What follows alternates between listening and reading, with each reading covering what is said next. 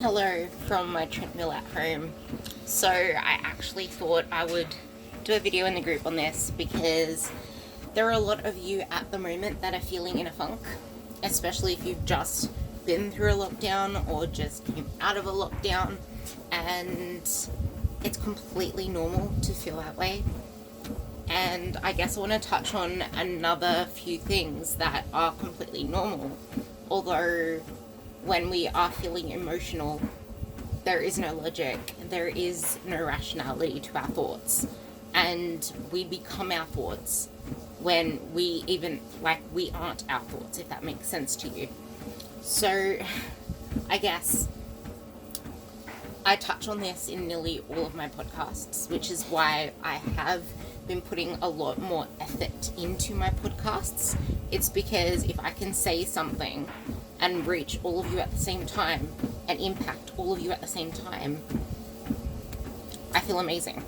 And that's why, the podcast I want to use as a platform for me to answer things from you guys, for me to answer problems, give solutions, address things that you guys struggle with.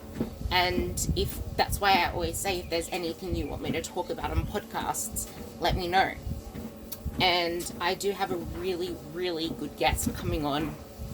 I told her I want her in September, so I'm really excited for that. And I really want to touch on, since I find someone to talk about it, I really want to touch on gut health because I'm so big on it. I can ramble on about it for ages, but having someone else to, having two people talk about a topic I always feel is more engaging. So I want to get that for you guys. But back to the reason I'm talking here is, yes, I'm walking from a treadmill at home.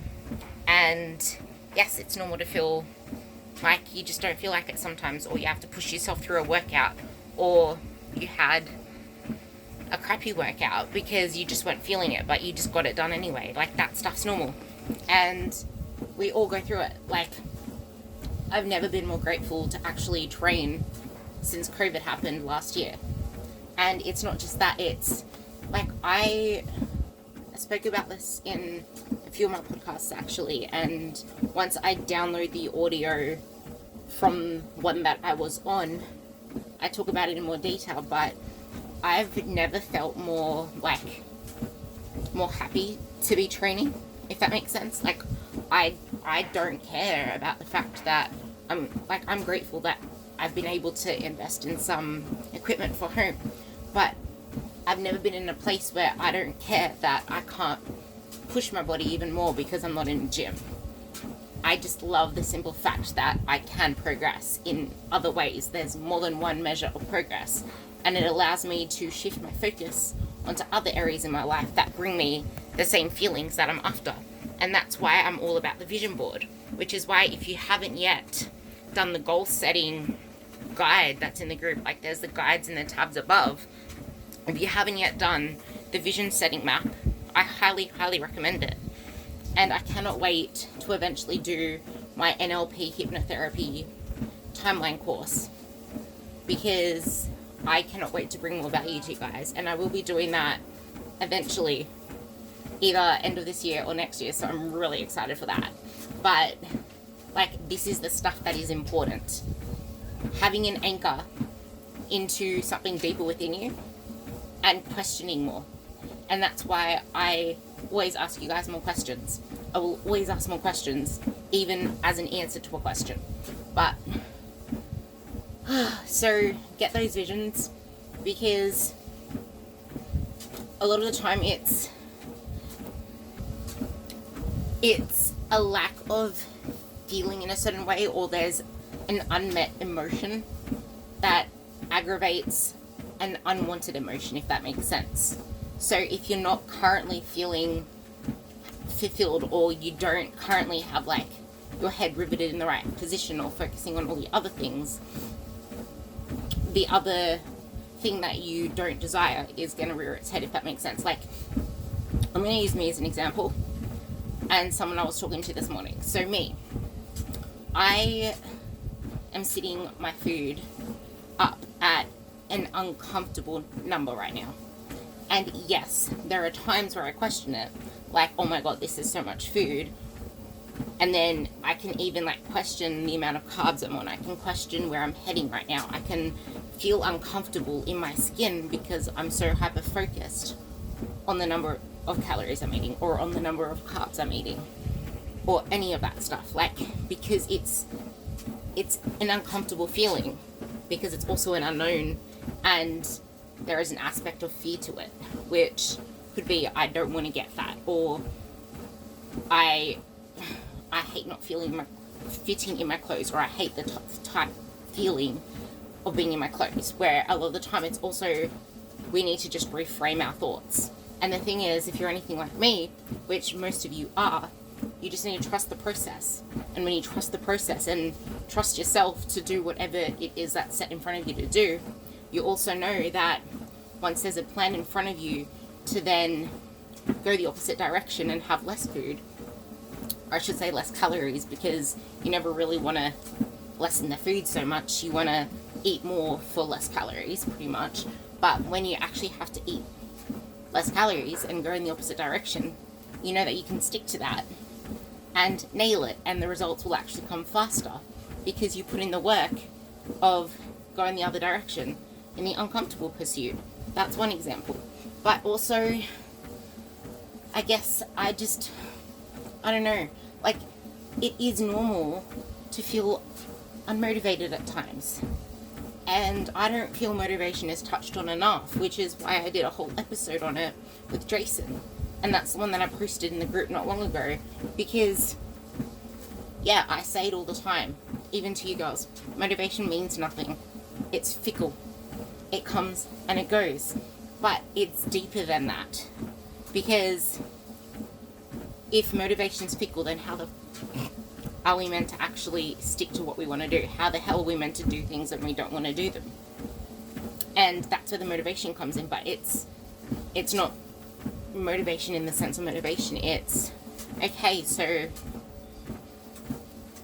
what is the next best thing that I can do? If I can't raise the ceiling, I need to raise the floor. Or why? Ask yourself the question. Why do I not want to do this? What is something that I can do that is better than nothing? Instead of thinking you have to do like the full thing, what can you do that's next? And you never know. It's like doing the 15-minute gym session. You don't feel like going to the gym, just go for 15 minutes, see what goes from there. If you don't feel like walking on the treadmill, just put on your shoes, see what happens there. Today, I spent 20 to 30 minutes debating, do I want to make today my sprint day or my bike ride day?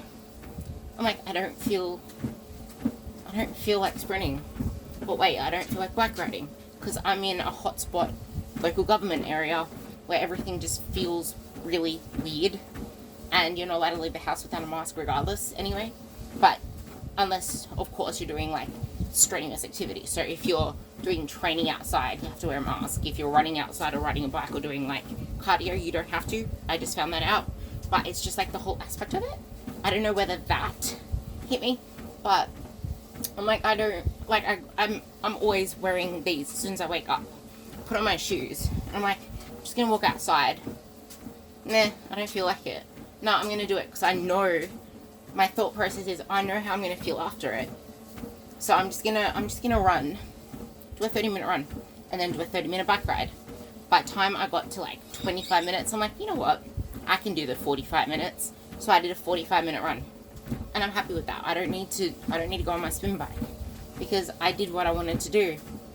Okay, I didn't do my sprints, but I can easily tackle my sprints to another day or do my sprints tomorrow instead of doing my long bike ride.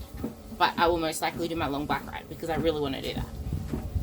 And sometimes we do need to back off because it's not all about what training you do or what food you're eating.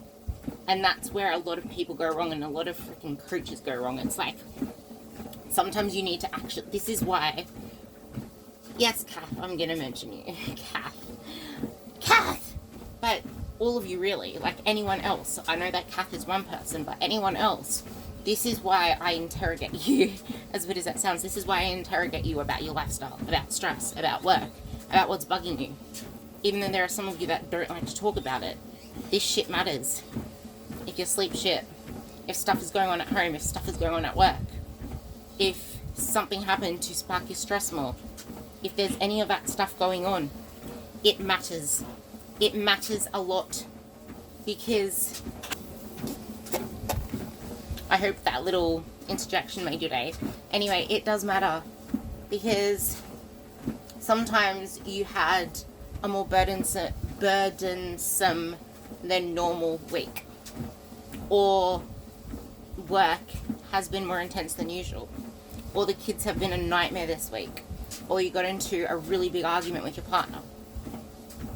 Dude, that shit matters. Like, your body doesn't know what the freaking hell you're imposing on it. A stress is a stress. Whether it's coming from the diet that you eat, whether you're not eating enough, you're eating too much shit food, whether you're not eating enough nutrients, whether you're eating too much food, not enough nutrients, whether you're training too hard, whether you're training intensely, whether you had a fight with a kid of yours or your partner. They're all stresses. They're all stresses. Even perceived stress. Like, all this shit is a stress. It's like filling a bottle. If you don't empty that bottle, it's like filling a bottle over a day or over a week. If you don't empty that bottle at all throughout that week, it's going to start to overflow until you empty that bottle. And I put it into my Instagram story the other day that Jeanette sent to me. She always sends me amazing stuff. You need to think of it as the bank. Everyone refers to it like to finances, because everybody can relate to finances. It's like you need to make more deposits than you do withdrawals. All the stress that happens is a withdrawal. Self-care, rest, recovery, all that stuff is a deposit. At the end of the day, if you want to be able to do a lot of things, pretty much, or make a big investment, or whatever the hell it is, if you want to be able to perform a lot, for example, you need to have a lot more cash in the bank.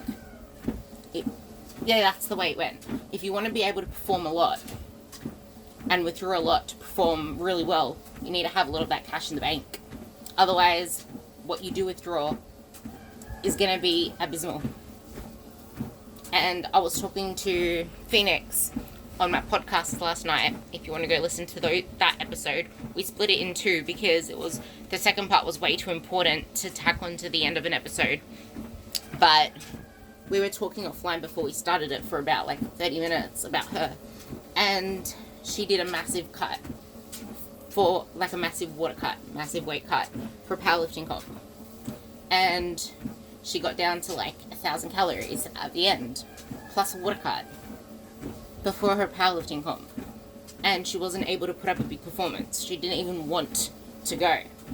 She wasn't able to make that big withdrawal because she had no deposits in the bank.